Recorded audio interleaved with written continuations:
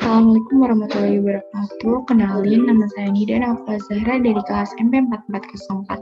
Di video kali ini saya akan menjelaskan mengenai analisis rasio dari laporan keuangan PT Kimia Farma Tbk periode 2020. Apa sih PT Kimia Farma? PT Kimia Farma merupakan perusahaan industri farmasi pertama di Indonesia yang didirikan oleh pemerintah Hindia Belanda pada tahun 1817. Sejarah PT Kimia Farma pada tahun 1958, PT Kimia Farma menjadi perusahaan farmasi negara, yaitu PNF Bhinneka Kimia Farma. Dan di tanggal 16 Agustus 1971, PT Kimia Farma diubah menjadi perseroan terbatas dan namanya pun berubah menjadi PT Kimia Farma Persero. Dan pada tanggal 4 Juli 2001, PT Kimia Farma menjadi perusahaan terbuka dan namanya pun berubah menjadi PT Kimia Farma Persero Tbk. Rasio keuangan. Apa sih rasio keuangan? Rasio keuangan adalah salah satu metode analisa keuangan yang digunakan sebagai indikator penilaian perkembangan perusahaan dengan mengambil data dari laporan keuangan selama periode akuntansi. Rasio keuangan ini digunakan untuk mengetahui kinerja maksimum keuangan suatu perusahaan. Jenis rasio keuangan terbagi menjadi 5. Yang pertama ada rasio likuiditas, yaitu rasio yang bertujuan untuk mengetahui kemampuan perusahaan dalam membayar kewajiban jangka pendek. Yang kedua, rasio solvabilitas, yaitu rasio yang digunakan untuk mengukur perbandingan dana yang disediakan oleh pemiliknya dengan dana yang dipinjam dari kreditur perusahaan tersebut.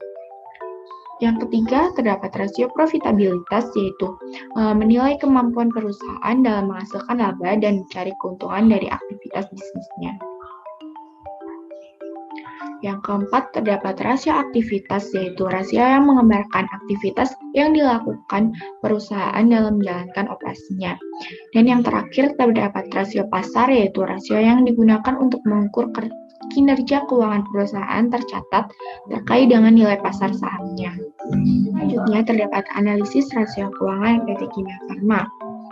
Pada slide ini tersedia laporan posisi keuangan PT Kimia Farma pada tahun 2020. Analisis yang pertama yaitu rasio likuiditas. Pada rasio likuiditas terdapat 4 jenis rasio. Yang pertama ada current ratio, yaitu rasio yang digunakan untuk mengetahui tingkat kemampuan perusahaan dalam memenuhi kewajiban jangka pendeknya dengan aktiva perusahaan yang liquid pada saat ini atau aktiva lancar. Current ratio sendiri memiliki rumus aktiva lancar dibagi dengan hutang lancar. Aktiva lancar pada PT Kimia Farma senilai Rp6.093.104.000 dan dibagi dengan hutang lancar yaitu Rp6.789.942.000 sehingga diketahui hasilnya yaitu 0,89776 atau dibulatkan menjadi 0,90. Dengan hasil yang didapatkan memiliki arti bahwa setiap kewajiban lancar sebesar Rp1 dijamin oleh aset lancar sebesar Rp89,776.000. Pencapaian rasio lancar periode 2020 menunjukkan arti bahwa perusahaan mengalami kesulitan dalam bayar hutang secara tepat waktu kepada kreditor. Yang kedua, terdapat quick test rasio, yaitu rasio yang digunakan untuk mengukur kemampuan perusahaan dalam memenuhi kewajiban untuk jangka pendeknya. Quick test rasio sendiri memiliki rumus aktiva lancar dikurangi dengan persediaan dan dibagi dengan hutang lancar. Aktiva lancar PT Kimia Farma senilai Rp6.053.104.000 dikurangi dengan Rp2.455.829.000 dan dibagi dengan hutang lancar Rp6.789.942.000 sehingga diketahui hasilnya sebesar 0,53592 dan dibulatkan menjadi 0,54. Dengan hasil yang telah didapatkan, quick test rasio PT Kimia Farma Tbk sebesar 0,54 yang mana hasil tersebut adalah kurang dari 1. Maka PT Kimia Farma Tbk dianggap tidak mampu untuk menunaikan atau membayar hutang lancar dalam satu siklus operasional tertentu. Yang ketiga, terdapat cash ratio, yaitu rasio yang digunakan untuk melakukan perbandingan antara total kas dan setara kas suatu perusahaan dengan kewajiban lancarnya. Cash ratio sendiri memiliki rumus kas dibagi dengan hutang lancar. kas PT Kimia Farma sebesar Rp1.249.994.000 dan dibagi dengan hutang lancar Rp6.786.942.000 sehingga diketahui hasilnya sebesar 0,184176 atau dijadikan persen menjadi 18,42%. Dengan hasil yang didapatkan sebesar 18,42%, berarti setiap hutang lancar Rp1 dijamin oleh kas dan bank sebesar 0,184176 rupiah. Sehingga dapat disimpulkan bahwa PT Kimia Farma Tbk tidak memiliki kas atau setara kas yang cukup untuk membayar tagihannya.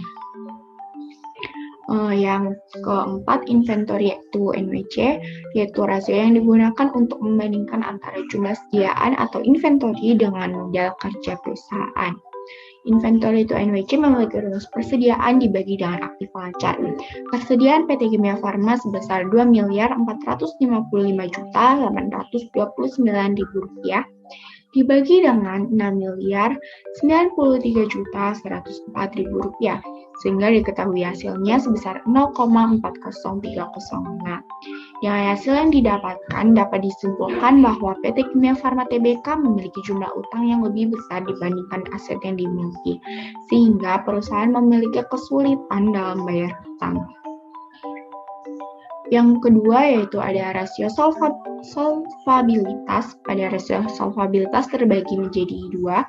Yang pertama terdapat debit to asset ratio, yaitu rasio yang digunakan untuk mengukur seberapa besar aktiva perusahaan dibiayai oleh utang atau seberapa besar utang perusahaan berpengaruh terhadap pengelolaan aktiva. Debit to asset ratio memiliki rumus total aset dibagi dengan total hutang dibagi dengan total aset.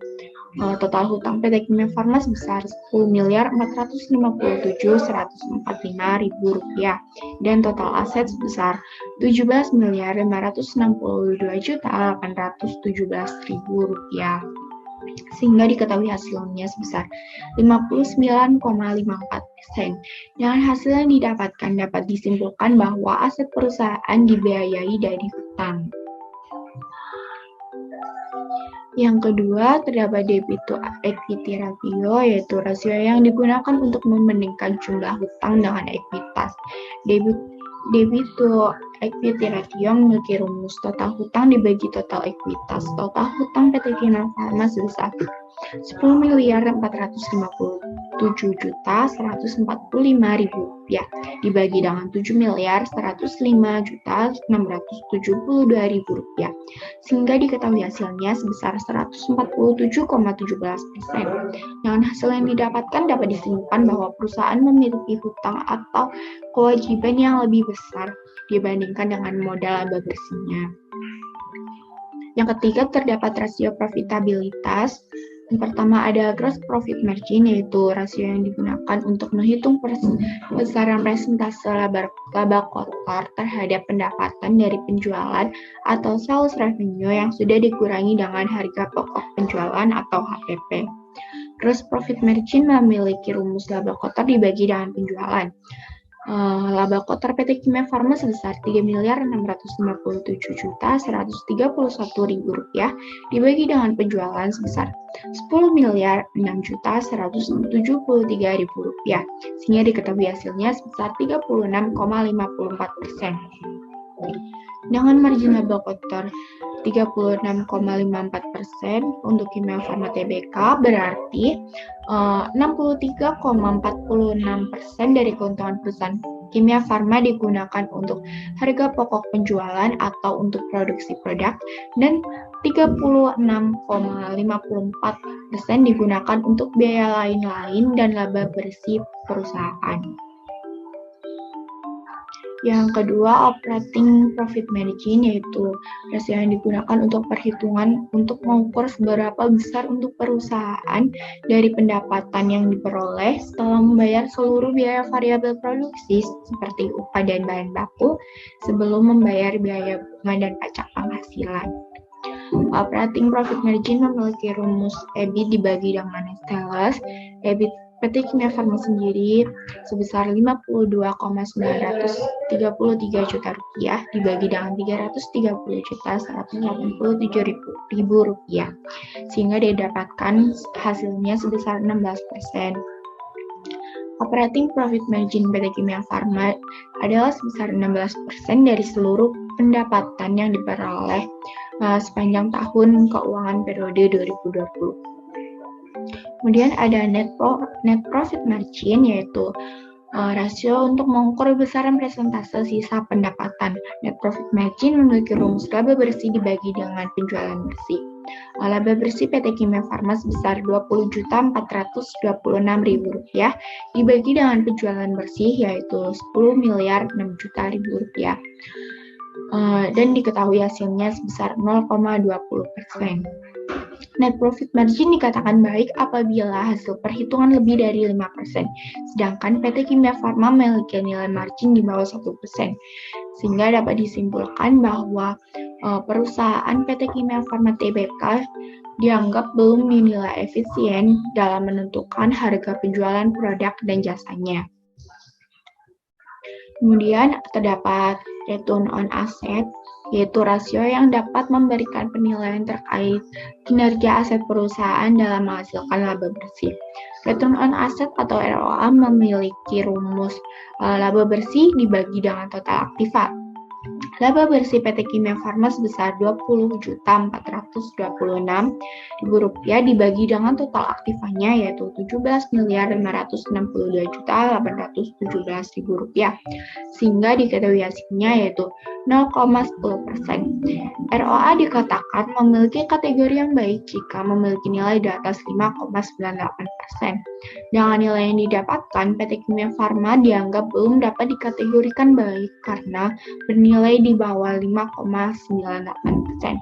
Akan tetapi, bila dibandingkan dengan laporan keuangan tahun 2019, yaitu 2019, ROA PT Kimia Farma periode 2020 dikatakan lebih baik dibandingkan 2019 yang sebesar minus 0,07%. Kemudian terdapat return on equity, yaitu rasio profitabilitas yang mengukur suatu kemampuan pada sebuah perusahaan untuk menghasilkan laba dari investasi pemegang saham dari perusahaan tersebut. ROA sendiri memiliki rumus laba bersih dibagi dengan total ekuitas. Laba bersih PT Kimia Farma sebesar Rp20.426.000 dibagi dengan total ekuitasnya, yaitu Rp7.105.672.000, sehingga diketahui hasilnya sebesar 0,29%. Berdasarkan hasil yang di atas, ROA PT Kimia Farma Tbk pada periode 2020 dapat dikategorikan tidak baik karena bernilai di bawah 8,32%. Dengan nilai 0,29% memiliki arti bahwa setiap Rp1 modal sendiri menghasilkan keuntungan bersih sebesar Rp0,00287. Akan tetapi, ROI 2020 dikatakan lebih baik dibandingkan periode 2019, yaitu sebesar minus 0,22%. Selanjutnya terdapat rasio aktivitas. Pada rasio aktivitas terdapat total aset turnover, yaitu rasio yang digunakan untuk mengukur aktivitas aktiva dan kemampuan perusahaan dalam menghasilkan penjualan melalui penggunaan aktiva tersebut. Tato sendiri memiliki rumus penjualan dibagi total harga. Penjualan PT Kimia Farma memiliki sebesar Rp10.673.000 dibagi dengan Rp17.562.817.000, sehingga didapatkan hasilnya sebesar 56,97%. Bila dilihat dari perputaran aset dari tahun ke tahun, PT Kimia Farma mengalami penurunan, sehingga dapat dikatakan bahwa perputaran aset PT Kimia Farma semakin kecil. Selanjutnya terdapat inventory turnover, yaitu rasio yang digunakan untuk membandingkan antara jumlah sediaan atau inventory dengan modal kerja perusahaan. Inventory turnover memiliki rumus penjualan dibagi dengan rata-rata persediaan. Penjualan PT Kimia Farma sebesar Rp6.173.000 dibagi dengan rata-rata persediaannya yaitu Rp2.455.829.000 sehingga didapatkan hasilnya sebesar 4,074 atau 4%. Bila dilihat dari hasil tersebut, dapat disimpulkan bahwa nilai inventory menunjukkan rata-rata persediaan barang yang diproduksi atau inventory yang dijual dalam satu periode sebanyak 4,078 kali. Semakin tinggi nilai inventory perusahaan, maka besar pendapatan dan keuntungan perusahaan juga semakin tinggi. Selanjutnya terdapat fixed turnover, yaitu rasio keuangan yang mengukur produktivitas dan efisiensi aset tetap dalam menghasilkan pendapatan. Fixed turnover sendiri memiliki rumus penjualan dibagi dengan total aset tetap. Penjualan PT Kimia Farma sebesar Rp10.006.173.000 dibagi dengan total aset tetapnya yaitu Rp9.402.412.000 sehingga diketahui hasilnya yaitu 106%. Dengan hasil yang didapatkan yaitu 106 memiliki arti bahwa penjualan PT Kimia Farma Tbk telah melebihi aset tetapnya. Semakin tinggi nilai yang dihasilkan, maka semakin bagus suatu perusahaan. Dan yang terakhir terdapat rasio pasar. Yang pertama ada earning per share, yaitu suatu pendapatan bersih milik perusahaan dalam 1 tahun yang dibagi dengan jumlah rata-rata lembar saham yang sudah diedarkan, yang mana pendapatan bersih tersebut akan dikurangi dengan saham preferen yang dihitung pada tahun tersebut.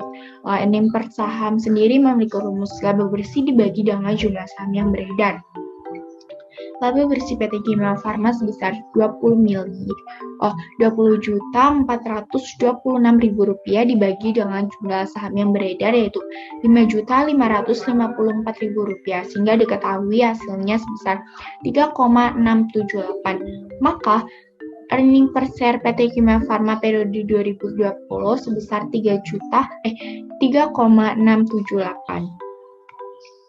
Dan yang terakhir terdapat price to earning ratio, yaitu perbandingan earning per share dengan market price per share terhadap pertumbuhan penghasilan.